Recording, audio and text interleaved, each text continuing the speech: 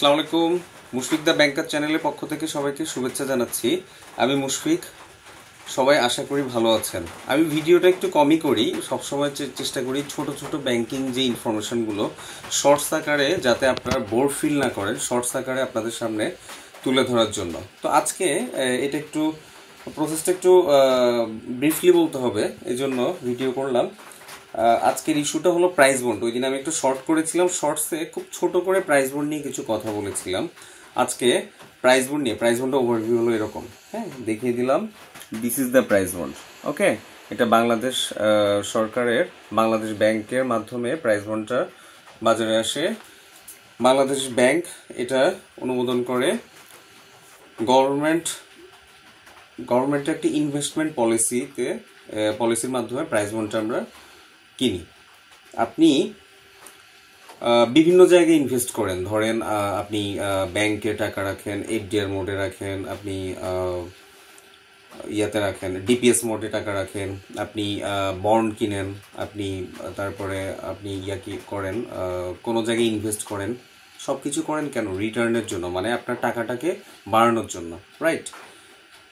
So price বন্ডও কিন্তু এরকম একটা ব্যাপার, বাট এটার মোস্ট ইন্টারেস্টিং ব্যাপার হলো এটা লটারির মতো আপনি ইউজ করবেন। এটা আপনার ভাগ্য খুলেও দিতে পারে, আবার এমনিতে অ্যাজ ইউজুয়াল পড়েও থাকতে পারে। বাট লটারি আমরা কিনলে আগে হতো কি, লটারি ধরুন 10 টাকা দিয়ে, 100 টাকা দিয়ে, 20 টাকা দিয়ে তো লটারি কিনতাম।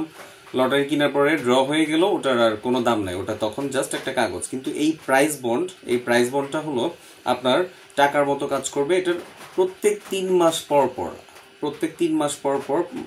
প্রত্যেক কোয়ার্টারে, জানুয়ারিতে, এপ্রিলে, এরকম প্রত্যেক কোয়ার্টারে আপনার এটা ড্র বাংলাদেশ ব্যাংক করে। ড্র হয়, এই ড্রটা হওয়ার পরে আপনার প্রত্যেক সিরিজ থেকে নির্দিষ্ট সংখ্যক কিছু মানুষ, যারা আপনার র্যান্ডম বেসিসে ড্রগুলো হয়, ড্রয়ে যারা এই বিজয়ী হয় তাদের এই যে কোড নাম্বারগুলা বাংলাদেশ ব্যাংক পাবলিশ করে ওদের ওয়েবসাইটে, www.bb.org একটা ওয়েবসাইট আছে বাংলাদেশ ব্যাংকের। ওই ওয়েবসাইটে পাবলিশ করে প্রাইস বন্ডের ড্রয়ের ফলাফলটা। ওখান থেকে গিয়ে আপনি সার্চ করে আপনার প্রাইস বন্ডের এই সংখ্যাগুলো মিলেছে কিনা বা সিরিজটা মিলেছে কিনা রিচেক করে আপনি দেখতে পারেন। যদি মিলে যায় তাহলে তো আপনার ভাগ্য খুলে গেল ভাই। তো কিভাবে কি করবেন, প্রসেসটা ছোট্ট করে বলি। প্রথমে আমি বলেছি এটা ইনভেস্টমেন্ট একটা প্রসিডিউর। এটা আপনি বাংলাদেশের যে কোনো ব্যাংক থেকে কিনতে পারবেন, ঠিক আছে? শিডিউলড যে কোনো ব্যাংক থেকে, অথবা বাংলাদেশ ব্যাংকের বিভিন্ন জায়গায় শাখা আছে, ওই ব্রাঞ্চগুলো থেকেও কিনতে পারবেন। তারপরে যে কোনো তফসিলভুক্ত যে ব্যাংকগুলো আছে, ব্যাংকগুলো থেকে কিনতে পারবেন। আরেকটা কথা বলে রাখি, প্রাইস বন্ড কিন্তু বাংলাদেশে শুধুমাত্র 100 টাকার হয়। ওকে, এখানে দেখেন আমার কাছে অনেকগুলো প্রাইস বন্ড আছে, আরও বেশি ছিল, আমি কিছু সেল করে দিয়েছি, আমার ভাগ্য মিলে না, এই জন্য কিছু সেল করে দিয়েছি। আমার এখানে প্রায় 50-60টার মতো হবে, এবং সবগুলো টাটকা। দেখেন এখানে প্রাইস বন্ডে এখানে বাংলাদেশ ব্যাংকের সিল থাকে প্রত্যেকটাতে। দেখেন প্রত্যেকটাতে বাংলাদেশ ব্যাংকের কোন ব্রাঞ্চ থেকে আপনি নিয়েছেন সিলটা থাকবে, তারিখ থাকবে, ঠিক আছে? আমার এখানে বিভিন্ন সিরিজের প্রাইস বন্ড আছে, বিভিন্ন সিরিজের প্রাইস বন্ড আমি এনেছি। এই প্রাইস বন্ডে টাকার মতো নিরাপত্তা সুতাও আছে, ঠিক আছে? এই যে দেখেন এখান দিয়ে নিরাপত্তা সুতা দেখা যাচ্ছে, আই থিঙ্ক আপনারা দেখছেন অলরেডি। নিরাপত্তা সুতা আছে, তারপরে প্রাইস বন্ডে জল ছাপও আছে। এরকম আলোর বিপরীতে দেখলে দেখবেন ভিতরে একটু মানে জল ছাপের মতো আছে। তারপরে এই কোনা দিয়ে বাংলাদেশ ব্যাংকের একটা লোগো টাইপের কিছু একটা আছে, জল ছাপের মতো। এনিওয়েজ, প্রাইস বন্ডের ইয়েটা বললাম, এটা আপনার গভর্নরের সাইন থাকে প্রাইস বন্ডের মধ্যে, অবশ্যই টাকার মতো। এটা অনেকেই দেখেছেন, আবার অনেকে দেখেননি। আগে আমরা যখন ছোট ছিলাম তখন দেখতাম যে বিভিন্ন বিয়েতে এরকম প্রাইস বন্ড দিত। আমি যখন কলেজে পড়ি তখনও দেখতাম এরকম প্রাইস বন্ড দিত খামে ভরে, মানুষ খুশি হয়ে যেত। প্রাইস বন্ড সবার কাছেই থাকতো, প্রাইস বন্ড মানুষ ইউজ করতো, বিয়েতে দিত, বার্থডেতে দিত, কোনো অকেশনে প্রাইজ বন্ড গিফট করতো। তারপরে আপনার আমি যখন ছোটোবেলা ক্লাস 3-তে 4-এ একটা বৃত্তি ছিল জানি, বেসরকারি একটা বৃত্তি পেয়েছিলাম, তখনও দেখলাম আমাকে এরকম প্রাইজ বন্ড দিয়েছিল। মজার ব্যাপার হলো আমার ওয়াইফ এখনো জানে না প্রাইস বন্ড কত কত টাকার আছে। ওই দিন আমাকে বলছে 200 টাকার প্রাইস বন্ড আছে, 500 টাকার প্রাইস বন্ড আছে। আমি প্রশ্ন করার পরে আমি দেখালাম তুমি এখনো জানো না প্রাইস বন্ড শুধুমাত্র 100 টাকার হয়। এই ব্যাপারে আপনার ক্লিয়ার। দেন আপনি ধরেন এই অনেকগুলো প্রাইস বন্ড কিনেছেন, আপনার কাছে আছে, যে কোনো ব্রাঞ্চ থেকে, ব্যাংকের ব্রাঞ্চ থেকে গিয়ে কিনবেন প্রাইস বন্ড। 100 টাকার একটা প্রাইস বন্ড কিনতে 100 টাকাই প্রয়োজন। এবং যখন আপনি বিক্রি করতে যাবেন, বিক্রি করবেন কোথায়? ব্যাংকে গিয়ে দিলে এটা প্রাইস বন্ড এগেনস্টে আপনার টাকা দিয়ে দিবে। ধরেন আপনি 10টা প্রাইস বন্ড দিলেন, 1000 টাকা দিয়ে দিবে। প্রাইস বন্ড কেনা বেচার সময় সবসময় আপনার এনআইডিটা সাথে রাখার চেষ্টা করবেন আর কি। হ্যাঁ, ব্যাংক এনআইডি চাইতেই পারে আপনার কাছে। আর প্রাইস বন্ড শুরুতে বলেছি এটা জাস্ট একটা ইনভেস্টমেন্ট পলিসি বলেন বা ইনভেস্টমেন্ট প্রসিডিউর বলেন। প্রাইস বন্ড কিনে আপনি আপনার কাছে রাখেন। আপনার প্রাইস বন্ডের যে সিরিজগুলো আছে, প্রাইস বন্ডের টাকার মতো যে নাম্বারগুলো আছে, আপনার যখন 3 মাস পর পর প্রাইস বন্ডের ড্র হয়, আপনার নাম্বারটাও তো মিলে যেতে পারে। আপনি চেক করে দেখলেন আপনার নাম্বার মিলে গেছে। এখন মিলে যাওয়ার পরে কি হবে সেটা বলি। প্রাইস বন্ডের নাম্বার যখন একটা মিলে গেল, এখন আপনি চেক করবেন আপনি কি ফার্স্ট হয়েছেন, সেকেন্ড হয়েছেন, থার্ড হয়েছেন না ফোর্থ হয়েছেন। প্রাইস বন্ডে প্রত্যেকটা সিরিজে 5 ক্যাটাগরিতে পুরস্কার দেয় বাংলাদেশ সরকার। প্রথম পুরস্কার হলো 6 লক্ষ টাকা, প্রত্যেক সিরিজের জন্য একটা করে। যেমন ক খ বা ক গ, আমার এখানে ধরেন গ খ একটা সিরিজ আছে, এই যে গ খ একটা সিরিজ। তারপরে আরেকটা সিরিজ দেখাই, এখানে আছে ক দন্তেন্ন একটা সিরিজ। এরকম বিভিন্ন সিরিজের প্রাইজ বন্ড হয়। হ্যাঁ, তো প্রত্যেক সিরিজ থেকে প্রথম পুরস্কার একটা করে, পুরস্কারের ভ্যালু হলো 6 লক্ষ টাকা। ওকে, সেকেন্ড পুরস্কার হলো আপনার 3,25,000 টাকা করে, এটাও একটা করে প্রত্যেক সিরিজে, 3,25,000 টাকা। তৃতীয় পুরস্কার হলো 1 লক্ষ টাকা করে, এটাও প্রত্যেক সিরিজে 2টা করে। তৃতীয় পুরস্কার 1 লক্ষ টাকা করে, প্রত্যেক সিরিজের জন্য 2টা করে। এটা যত ধরনের সিরিজ আছে, যতগুলো সিরিজ আছে। চতুর্থ পুরস্কার হলো 50,000 টাকা করে, এটাও 2টা করে প্রত্যেক সিরিজের জন্য।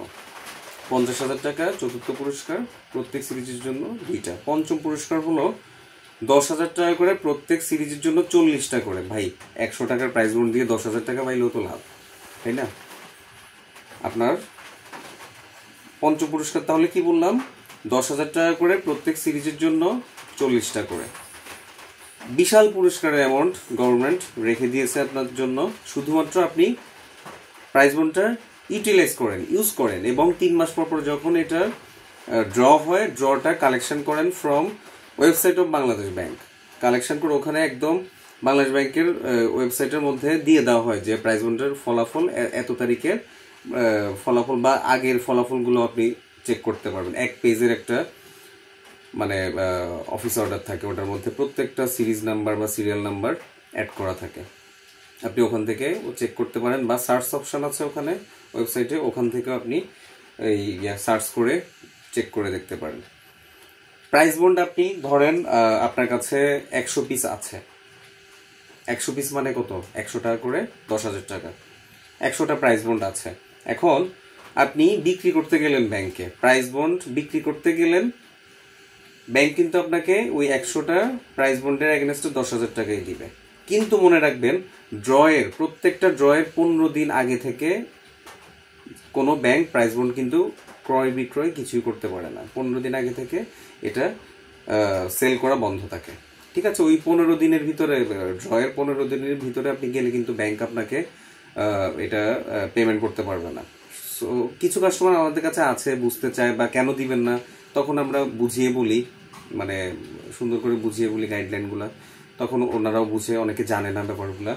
আর প্রাইস বন্ডের আরেকটা ব্যাপার বলি, আপনি ধরেন গত 1 বছর প্রাইস বন্ডের এই যে ফলাফল বা ড্রগুলো আপনি চেক করেন না, আপনার কাছে অনেকগুলো আছে।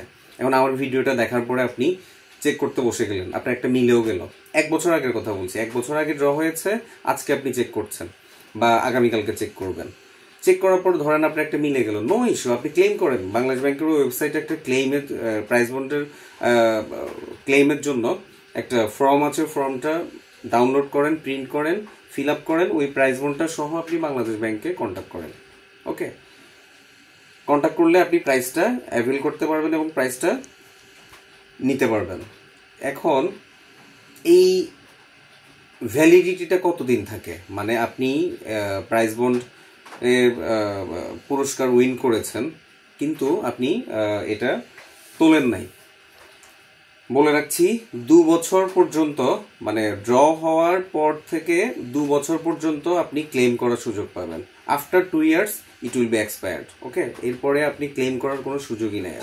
এই 2 বছরের মধ্যে আপনি যা করার করতে হবে। আমি নিজেও এই ভিডিওটা করার পরে আজকে আমারগুলো চেক করবো, আমি গত 6 মাসে কিন্তু চেক করি নাই। ওকে, কারণ আমি জানি যে 2 বছরের ভিতর আমি ক্লেম করলে নো ইস্যু, আমি যদি পেয়ে যাই পুরস্কারটা আমাকে দিয়ে দিবে। ওকে, এবং এটা না দেওয়ার কোনো সুযোগই নেই। ওকে, সো গাইস, প্রাইজ বন্ড কিন্তু আমাদের ভালো একটা ইনভেস্টমেন্ট ইস্যু। আপনারা চেষ্টা করবেন প্রাইজ বন্ড কিনতে। প্রাইজ বন্ড কিনে এটা যেরকম গয়নাগাটি সঞ্চয় করেন, আপনি টাকা সঞ্চয় করেন, এরকম প্রাইজ বন্ড একটু সঞ্চয় করেন। আপনি যখনই চাইবেন তখনই কিন্তু এটা আপনি এনক্যাশ করে ফেলতে পারছেন। সো এটা এখানে ইনভেস্ট করলে তো কোনো ঝামেলা নেই। ঠিক আছে, আপনার প্রাইজ বন্ডে আপনি ইনভেস্ট করেন এবং প্রাইজ বন্ডের ড্রগুলা সময় সময় দেখবেন, এবং আমি যেই নিউজগুলো দিলাম এগুলা শেয়ার করবেন, ইনফরমেশনগুলো আপনার কাছের মানুষদের সাথে, তাদেরকেও প্রাইজ বন্ড গিফট করবেন যে কোনো অকেশনে। এবং আমাদের ভিডিওটা, ইনফরমেশনটা চেষ্টা করবেন একটু শেয়ার করতে, যাকে যাকে মনে হয় যে একে এই ব্যাপারগুলো জানানো দরকার, অবভিয়াসলি শেয়ার করবেন। আর ব্যাংকিং সম্পর্কে যে কোনো ইনফরমেশন বা যে কোনো কোয়ারির জন্য আমাকে অবভিয়াসলি মেইল করবেন। আমার চ্যানেলে আমার মেইল অ্যাড্রেস দেওয়া আছে। I will contact with you, এবং আমি রিপ্লাই অবভিয়াসলি করবো আপনাকে যে কোনো ধরনের banking sector information. Okay guys, আমাদের চ্যানেল অবভিয়াসলি সাবস্ক্রাইব করবেন, লাইক কমেন্ট তো করবেনই, আমাদের জন্য দোয়া করবেন। আপনারাও ভালো থাকবেন, সুস্থ থাকবেন, সুন্দর থাকবেন। Thank you so much again for watching our video. Take care of yourself. Okay.